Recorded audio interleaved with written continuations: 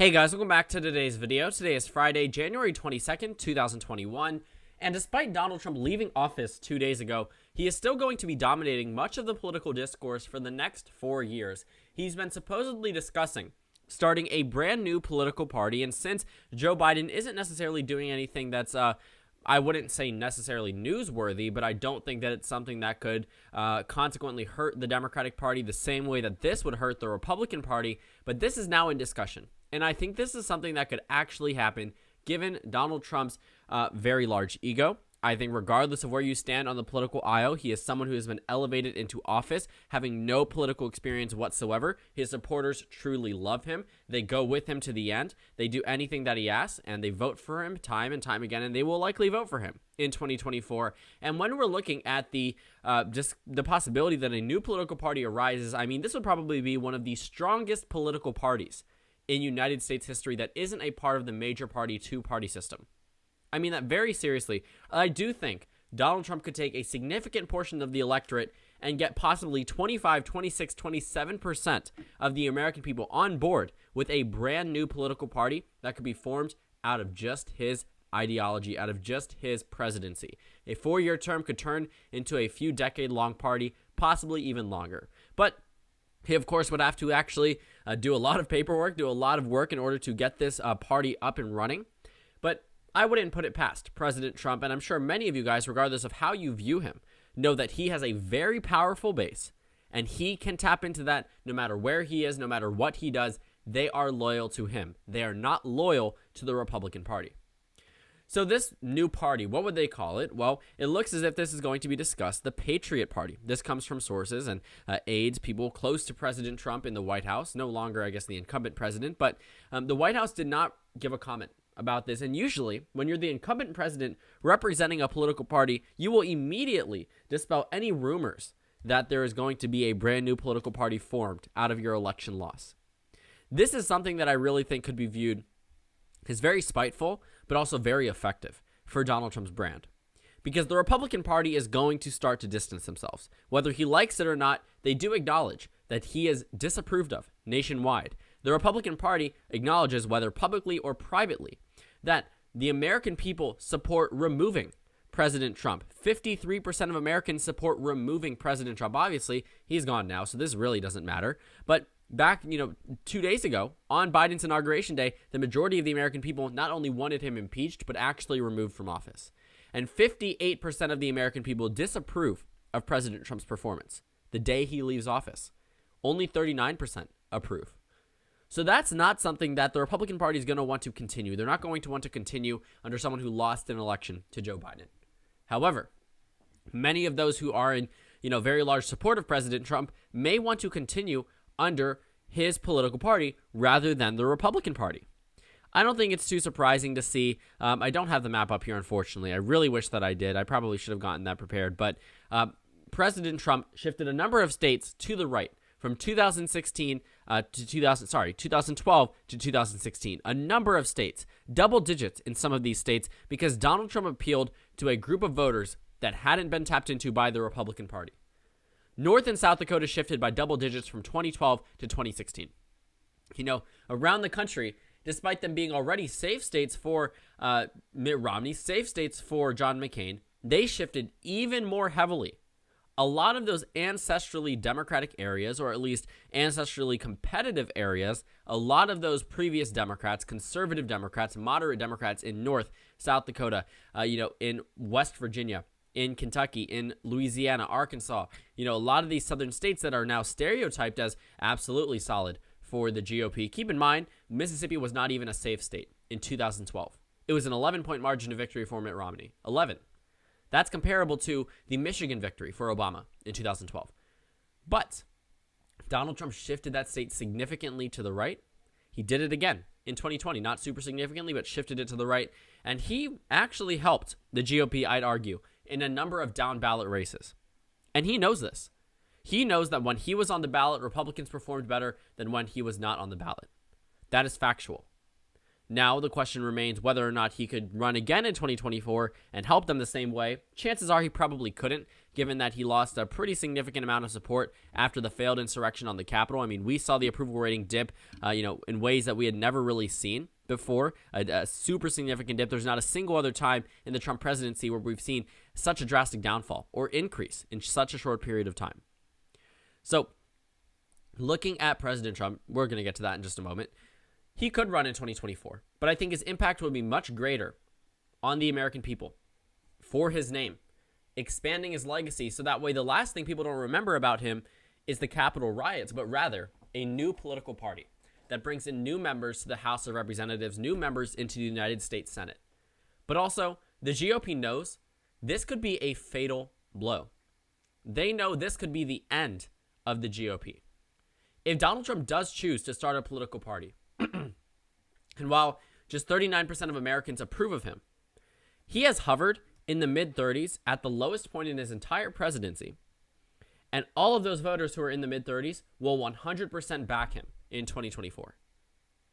42% of Republicans say that they're going to back President Trump, according to recent polling data from the Politico Morning Consult poll, right? 42%. That doesn't seem too high. I mean, right after the election, 54% of them said that they would back him.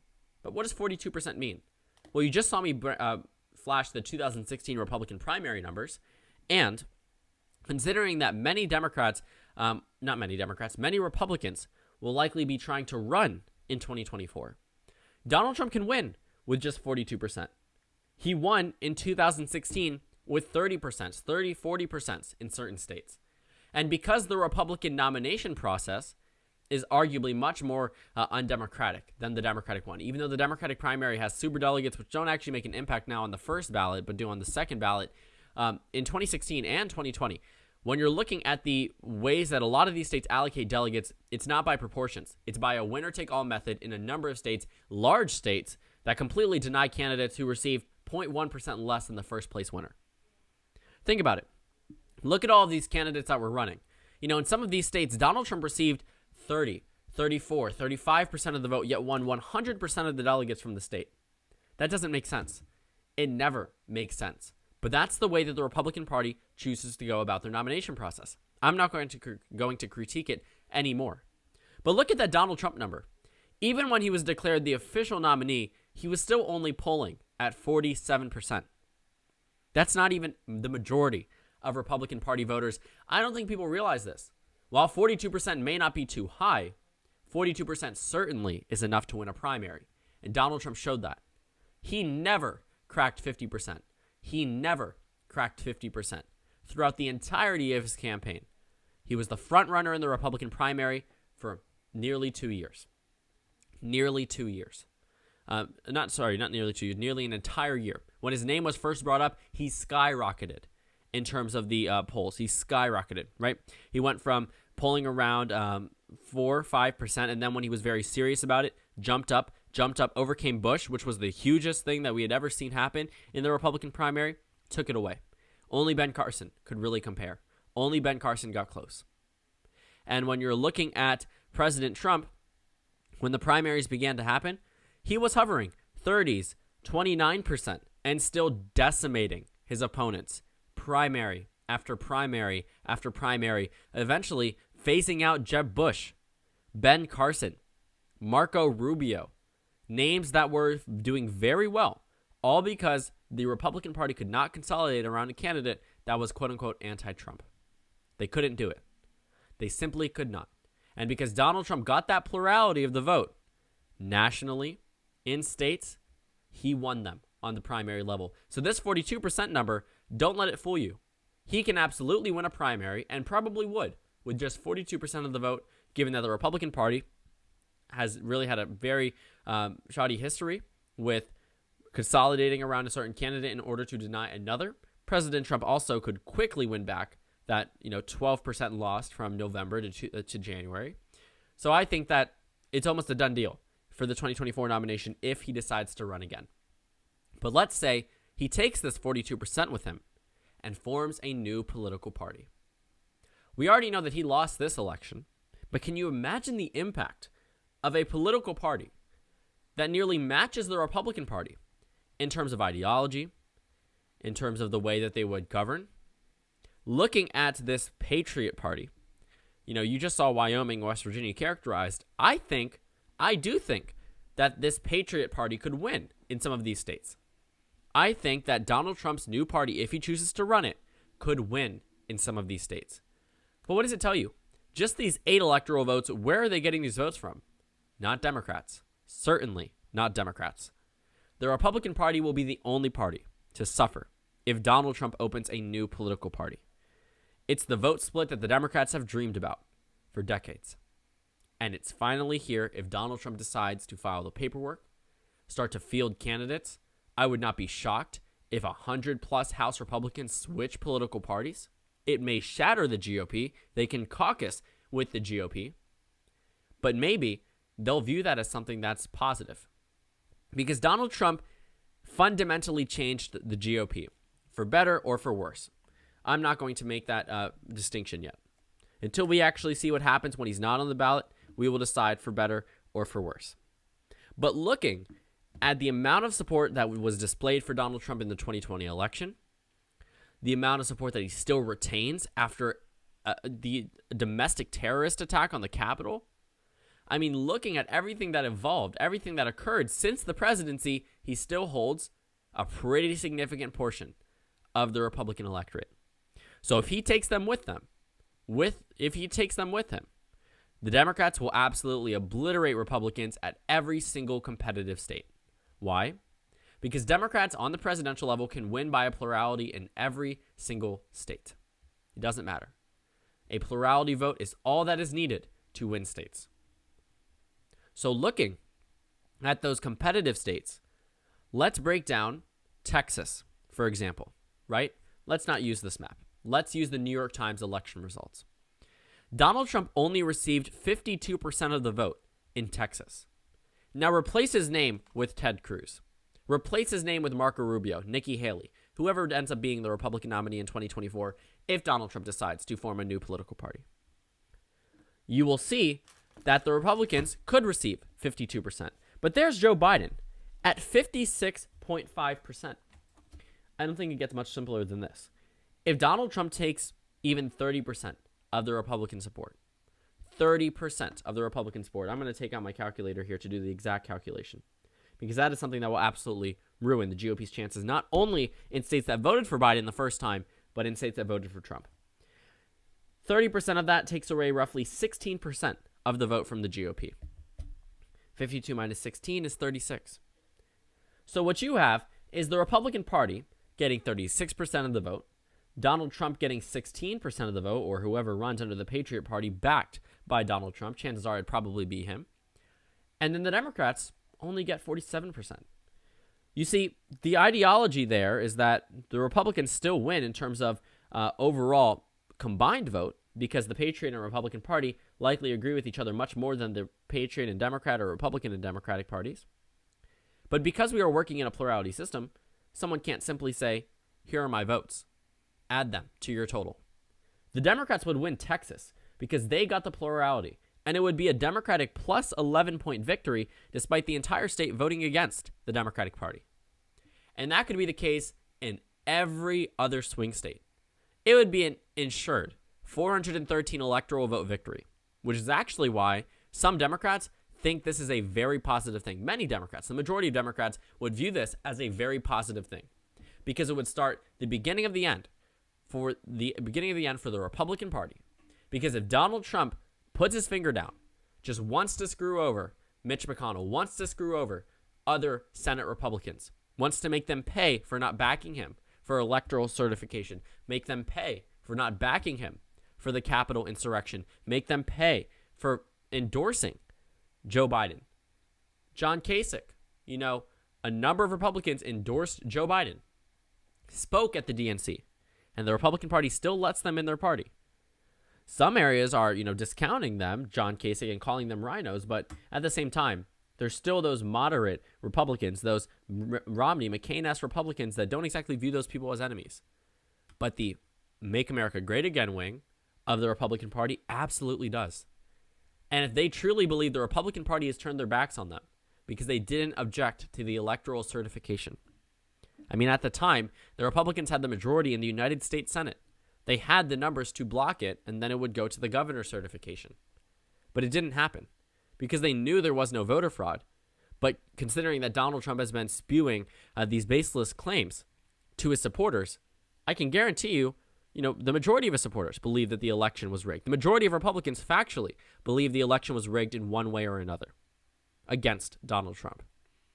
So with the energy and the distrust, not only in the electoral system, but also the Republican Party, also in the Republican Party's leadership, I would not be surprised if Donald Trump got a very significant following in his new political party, if Republicans such as Marjorie Taylor Greene and a number of other Republicans who backed the objection to the electoral certification, I would not be shocked if they switched political parties or if they ran under this one in the future. And I know Republicans would view it as an electoral suicide, but Donald Trump doesn't have a personal stake in it anymore. He's not the president. He will be spiteful if he wants to be, because he's not going to lose anything from it. If his advisors tell him he's not going to win in 2024 and Republicans continue to attack him, continue to, tarnish his name, there is no positive direction for the GOP from here. They chose this guy in 2016 and they're stuck with him, whether they like it or not. The Republican Party will be attached to Donald Trump's name for decades to come, but they will face immediate repercussions if they either drop him or wholeheartedly endorse what he did. Either they'll push away suburban voters or they'll push away rural voters. The question is whether or not they can do enough damage control that they appease both bases. But 2020 didn't work out, even with significant rural shifts towards the Republican Party. Didn't even work out with that. Donald Trump receiving the most votes of any Republican in United States history still wasn't enough to win the election. So looking at what unfolded, I do believe if Donald Trump does run this third party, it will completely ruin the GOP's chances at victory for probably decades to come. Not to say the Democrats couldn't experience a shift if it ends up being a three-party system. A fourth party probably would be something that would be in discussion, possibly a more left-wing Democratic Party, and we could come back to a point where it ends up being four different parties winning electoral votes. America has never been anything but a two-party system. Never has been anything but a two-party system for as long as we can remember. Never. But Donald Trump could break that, and he knows he could make significant history if he opens a political party. And Donald Trump is all about history. Donald Trump is all about making a name for himself, expanding his legacy, and he may think these 4 years are too short. He may want his legacy to evolve. He could even name the party the Trump Party, and I can guarantee you, 25% of Americans would jump onto it. Donald Trump is going to be able to do whatever he wants, and he's no longer president, so he will not face repercussions. He may be banned from social media, but if he does this through a new political party, I think that he will get immediate press coverage. I think they will go back to right what they did before he was elected, and I think that he is going to try to use this as a way, as a means to expand his name, to expand his legacy, and to build a future for his children that they can run on in a new political party. And I think this is something that would cripple the GOP for years to come. So thank you guys so much for watching this video. Make sure to comment down suggestions below. Subscribe on the left if you haven't already, and check out the Instagram and Twitter. At the bottom left of the screen, there's also a Discord server for you to go ahead and join. On the screen, there's a video you can watch, and then a playlist for my post-2020 election videos. Again, thank you guys so much for watching, and I will see you all later today.